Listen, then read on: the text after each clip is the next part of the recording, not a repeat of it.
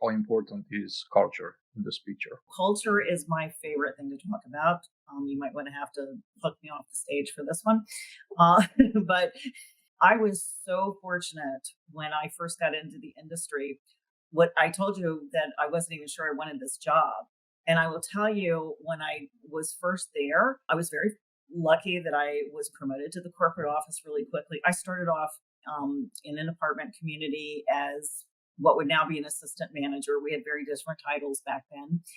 And when I got to the corporate office, I did a lot of troubleshooting. And I remember thinking to myself, all these other companies are so far ahead of us. And I thought about getting another job. Boy, am I glad I didn't. The owner of this company hired a consultant to come in, and he took us through what I called the great empowerment experiment.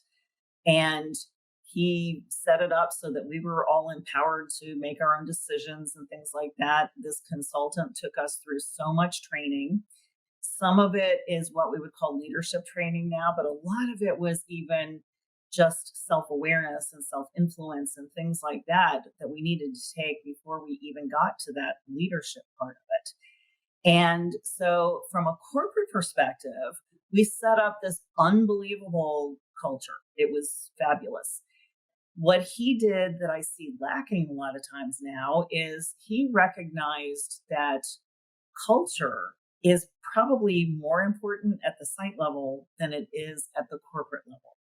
And if you look at what we have now is we have a lot of microcultures, and we take people who barely, if they have any leadership training or anything like that, and put them in charge of these microcultures.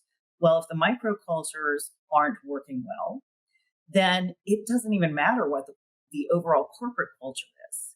So while you have to have that good corporate culture, the only way to make it sustainable and growing over time is to have all of the microcultures or the team cultures in place. And that's so important. That's one of the things we work on every day now is those team, I call them team cultures, microcultures. You want to look at high performance teams. How do they function?